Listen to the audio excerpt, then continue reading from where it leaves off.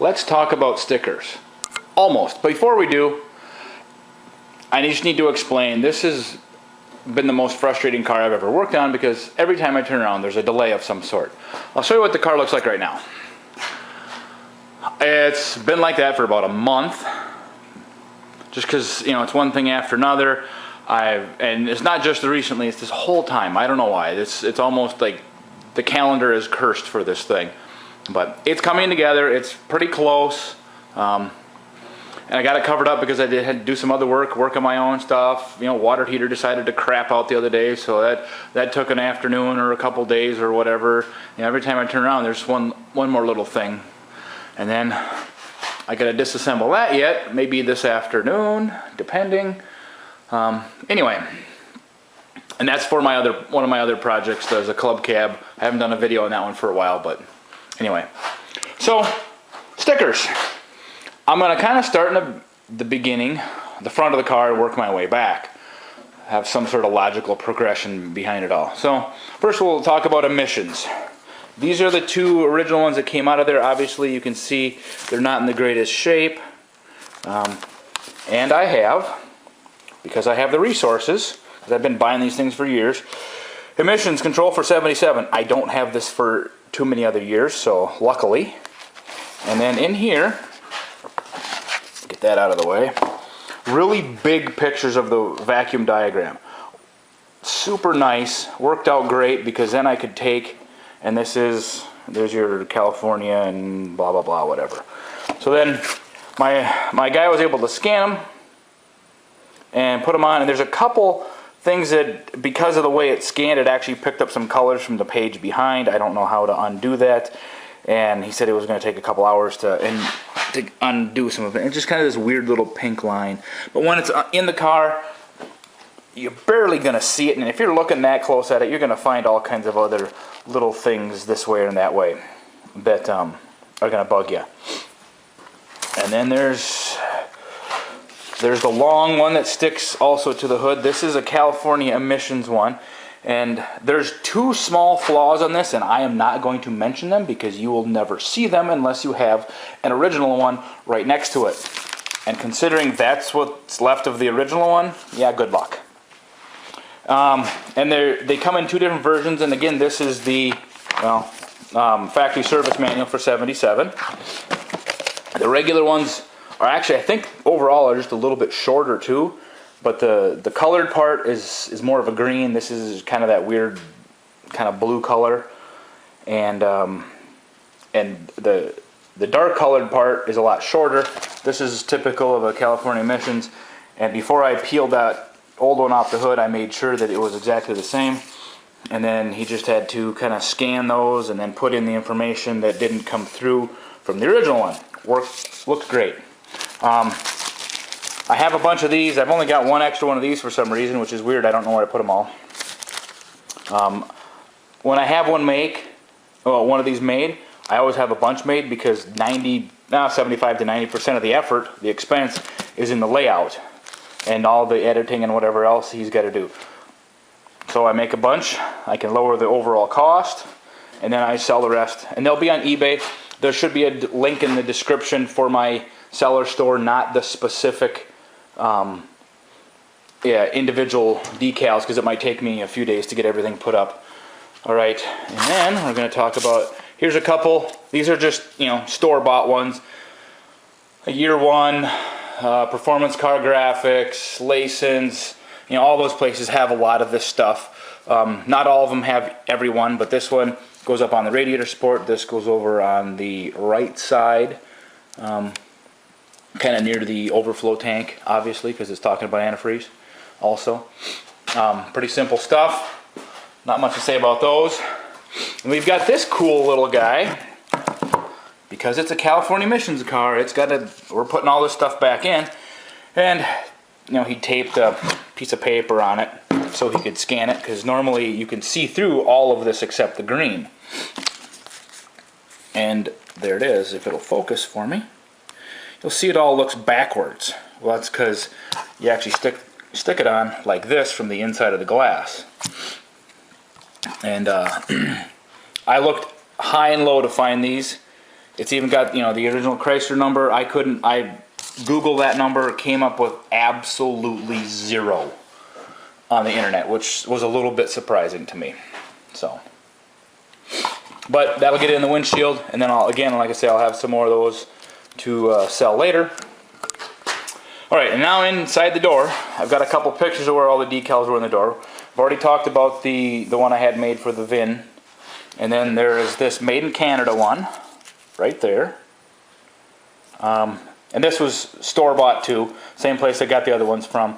You know, I'm not going to spend the time or the money to have someone else remake one when they already make them. And it does, granted it's in the bag, but this is kind of a weird silvery, kind of semi-metallic looking, aluminum looking kind of weird decal. And the place that makes them, they make them just right, so it's good enough for me. Then the other thing that's on there, you know, is this guy. This is the sticker that was put in when any of the cars got T-tops. This one's got the Crown Coupe package on it, or some of the other alterations that were done post-factory, pre-dealer, you know. So they would basically more or less send them right across the street.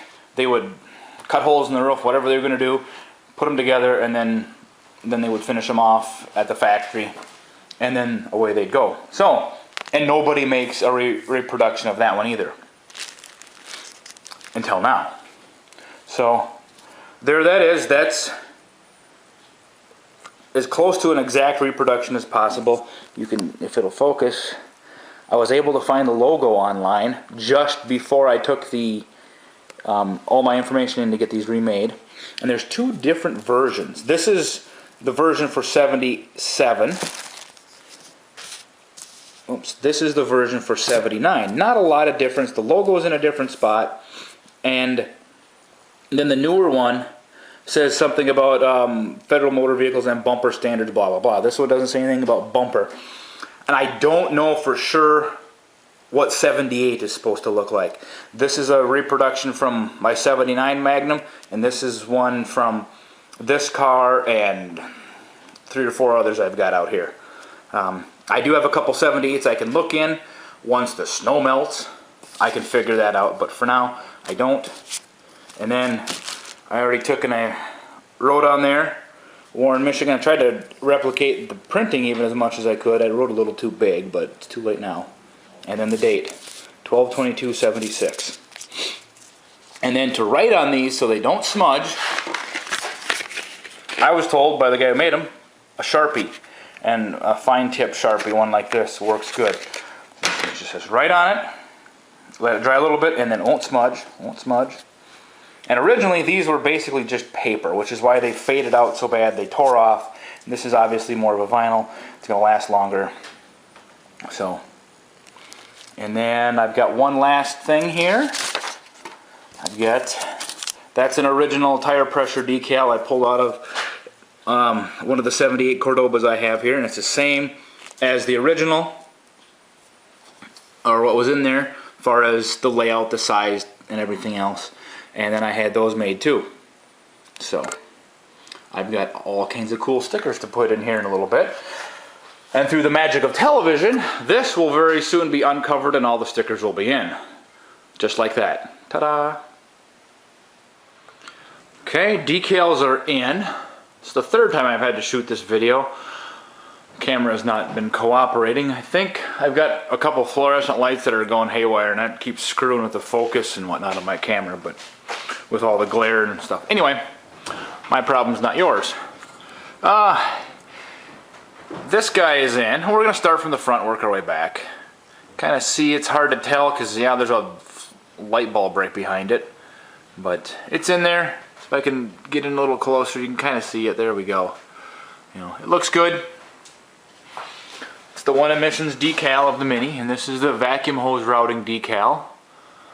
It's got a couple wrinkles in it, but then so did the factory one, because you're putting a flat piece of, you know, decal over a multi-curved surface. There's only about so much physics can do for you. We have this guy. This is one of the store-bought ones. Sometimes they're down on this surface. You know, kind of depended on whoever was putting them on. You know, where they actually put them. Kind of excuse me, similar story with this one. It's another one of the store-bought ones. Sometimes they're a little more up here. I've seen them back. I mean, like again, it just depended on who was putting it together that day. So then we'll move over to this one. This is the windshield emissions decal, and this one is, well, it doesn't want to focus, but then I've got a lot of glare too. So anyway, you can kind of see where it goes. I had put tape on the outside edge so I knew what square was, because from the inside it's pretty difficult to see that. The guy who made these for me made it very clear that when you put them on, got to put some like spray glass cleaner on it, because if you get a fingerprint on the sticky side, which is what you see, the fingerprint's going to be there forever. And here I got a paper towel back there so you can see it, and I'll take that away. So you can see it's really tough to see, which is kind of the idea. You know, they don't want anything obnoxious over there that's going to distract the driver or whatever. But if you need to see it as a technician or someone who's, you know, checking emissions, you can see it. So there it is. Then I'll walk over to the other side to the driver's door around all the junk laying on the floor, and we will see if this one shows up good without too much glare. Oh yeah. It's hard to tell. I mean, it's hard to get a good picture of this one because it's on 3 different levels. Because all I see is glare, and there's not a dang thing I can do about it, unfortunately. But that's a copy of one came out of a 78, which is the same exact one. This original one was tore up pretty good, but that other one, there was enough left where I could make a good copy of it, so it came out nice. Position is exactly what it was in that 78, so that's good. And then we have these few on the door here. If it will focus for me, I don't know what it's trying to focus on. But we've got the Made in Canada one. It doesn't say Made in Canada, but that's what it means. And we've got the Conversion Center decal. And you'll notice, you people with OCD have probably already screaming a little bit. This one's a little crooked, and this one's really crooked. But that's about how they were originally. And some of these, I've seen some of these just about cocked at a 45. I've got one car where this is perfectly straight. I've got another one that it's like up and down this way. So I tried to put them on there as close to the original straightness as I could, just because, well, I guess if you got OCD, you want it just as crooked as it came from the factory, not necessarily perfectly straight. So there you go. That's our, ouch, I just hit my elbow on the mirror. Anyway, we got decals now, so we are in pretty good shape. Thing I haven't done yet, oops, I got this blocked up right now. There's no trunk decal in there, which goes over on, I forget which side it is off the top of my head. I've got pictures of where the spare tire goes, how the jack goes, all that other stuff. That's also one that's commercially bought, and that's what I'm going to do. I'm just going to buy it. I've got to get some other stuff from that same place. I just haven't got to it yet. No big deal. It's nothing really special or fancy, so I'm not going to make a big deal out of it. Oh, and something else that just popped into my head. There were pinstripes on this car that pretty much ran from, you know, they started all the way here, kind of followed this body line all the way back around the back of the vinyl roof and then around the other side. Black, and white were the stripes. I don't know if we're putting them on yet. I gotta talk to the sign guy, the guy that does all my stripes, you know, see what he thinks that kind of thing would cost, because Chrysler was so good about having a stripe that ran the whole distance of the car, but it wasn't the same width the entire length. It constantly changed a little bit, which is a kind of a, it's a neat individualization thing, but it's a pain in the ass to reproduce. So we got to look at the pictures really close to see if that's the case with these two, or if it's just kind of the ends or where they make corners and stuff where it's odd like that. But we'll get that one figured out later. Not that, because I'm going to have to take the car to them when that, if that happens and when that happens. It's not going to happen in the shop.